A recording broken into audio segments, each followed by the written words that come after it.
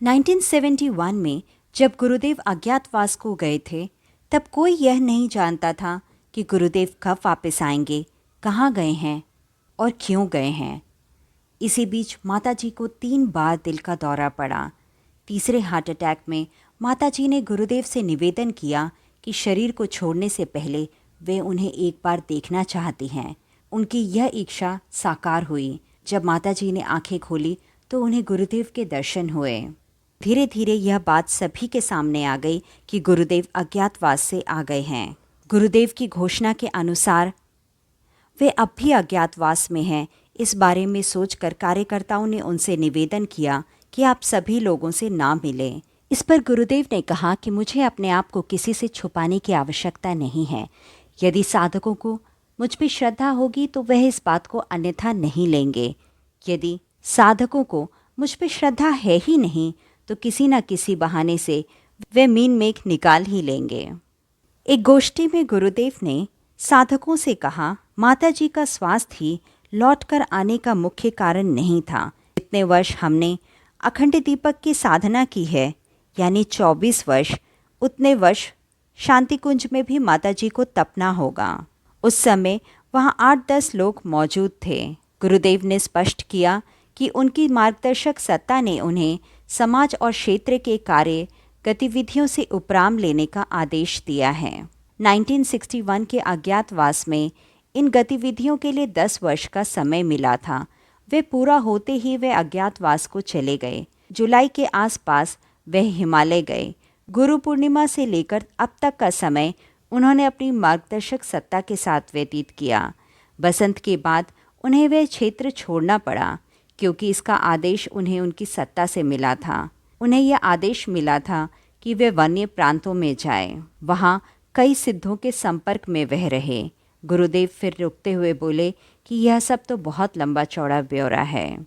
माताजी के अस्वस्थ होने का कारण भी उन्होंने कार्यकर्ताओं को बताया।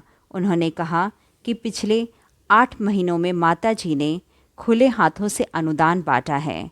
साधकों के निजी जीवन के लिए और राष्ट्रीय उद्देश्य के लिए उन्हें ऐसा करना पड़ा। ये अनुदान प्रकृति और चेतना की मर्यादा का अतिक्रमण करके दिया गया था, इसलिए उनके स्वास्थ्य में यह बिगाड़ आया। और जिन साधकों और कार्यकर्ताओं को हमारे यहाँ आने से अपवाद की चिंता है, वे भी अब मुक्त हों।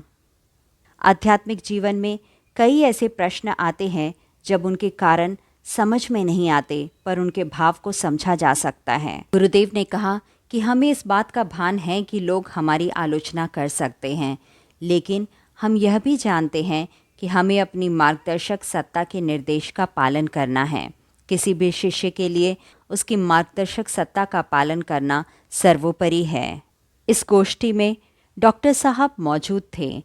उन्होंने गुरुदेव से पूछा, विज्ञान और अध्यात्म एक दूसरे के विरोध में खड़े हैं, दोनों में समन्वय कैसे होगा गुरुदेव? आप वैज्ञानिक अध्यात्मवाद कहते हैं। कई लोगों के लिए यह स्थिति उलझन भरी हो जाती है। इस पर गुरुदेव का कहना था कि विज्ञान और अध्यात्म एक ही सिक्के के 2 पहलू हैं, परंतु यह एक दूसरे की तरफ पीठ करके खड़े हुए हैं। विज्ञान सत्य को तर्क और तथ्य के आधार पर समझता है और अध्यात्म सूक्ष्म भावनाओं, किसी भी परीक्षण में जो पकड़ नहीं आ पाए, उन बिंदुओं से आरंभ होता है। अध्यात्म यदि चेतना है तो विज्ञान काया, दोनों के मिलन से ही जगत का कल्याण होगा। आज तक धर्म भावनाओं और विश्वास के आधार पर चलता रहा। मनुष्य का मन जब तक निर्मल था तब तक यह ठीक था, लेकिन जब उसके भीतर विचार और तर्क का विकास होने लगा तो धर्मध्वजी लोग धर्म को परखने की बजाय उस पर कोरा विश्वास करने के लिए कहने लगे।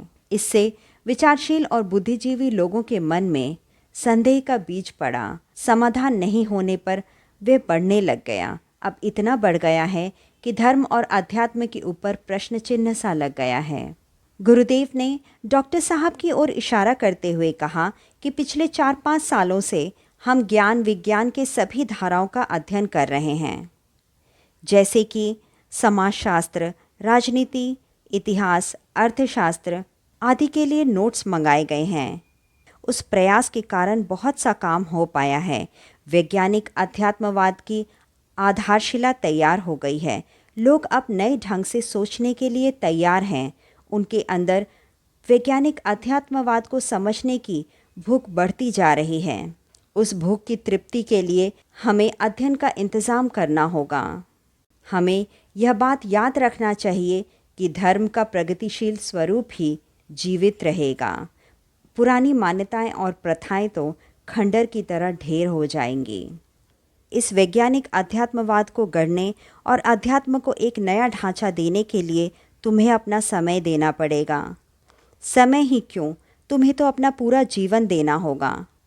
चलो, जो होना है वह आगे होगा। अभी अपनी मनस्थिति और तैयारी उस स्तर की रखो। अपनी रुचि को उस दिशा में बढ़ाओ। जो पढ़ाई 3-4 साल पहले हम लोगों ने संक्षेप में किया है, उसे विस्तृत रूप में करो। पोस्ट ग्रेजुएट की डिग्री के लिए प्रयास तो कर ही रहे हो, पर अपना पूरा ध्यान मानवीय काया, उससे जुड़े हुए वैज्ञानिक रहस्य, ब्रह्मांड की रचना और आध्यात्मिक जानकारियों पर, ब्राह्मी चेतना के रहस्य को समझने पर केंद्रित करो। गुरुदेव ने उस गोष्ठी में अन्य साधकों के लिए भी अलग अलग निर्देश दिया, लेकिन डॉक्टर साहब का ध्यान तो उन्हें मिले हुए निर्देशों में ही रमा रहा। उनके मन में यह उधेड़-बुन शुरू हो गई थी कि जो निर्देश मिले हैं उसका पालन कैसे किया जाए। ज्ञान विज्ञान के स्वरूप को किस तरह से अक्षर और शब्दों में पिरोया जाए। फिर समाधान भी भीतर से ही आया कि यह चिंता भी क्यों करनी है। जहाँ से निर्देश आया है वही पालन करवाएगा। अर्जुन की भांति उन्हें तो सिर्फ निमित्त मात्र बनना है। धीरे धीरे मथुरा में गायत्री तपोभूमि के कार्यकर्ताओं को भी गुरुदेव के शांति कुंज में आने का पता चल गया। माताजी के स्वास्थ्य के बारे में भी पता चली, लेकिन माताजी ने सभी कार्यकर्ताओं को ये निर्देश भी दिया था कि अपना कामकाज छोड़कर यहाँ ना आएं। जैसे ये रोग आया है वैसे ही चला भी जाएगा। यह निर्देश तो गुरुदेव की तरफ से आया था, लेकिन उस समय इसके बारे में किसी को भी जानकारी नहीं थी कि वे प्रत्यक्ष वहाँ उपस्थित भी होंगे। पता चलने के बाद तपोभूमि से 2-3 कार्यकर्ता शांतिकुंज दौड़े आए। अचानक बिना बताए, बिना किसी अनुमति के गुरुदेव ने एकांत को डांटा डपटा और कहा कि शरीर को देखने के लिए तुम लोग इतना अधीर क्यों हो जा रहे हो। अपने कर्म और दायित्व में ही अपने गुरु को देखो। आज कई संस्था अध्यात्मवाद को वैज्ञानिक कसौटी पर कस रही है, उसे विज्ञान द्वारा साबित कर रही है। यह सुनकर ताज्जुब होता है कि गुरुदेव ने तो आज से 50 साल पहले ही वैज्ञानिक अध्यात्मवाद की आधारशिला को रखा था। यह उनकी दूरदर्शिता का ही परिणाम है कि गायत्री परिवार की सभी गतिविधियां वैज्ञानिक आधार पर खरी उतरती हैं। धन्यवाद।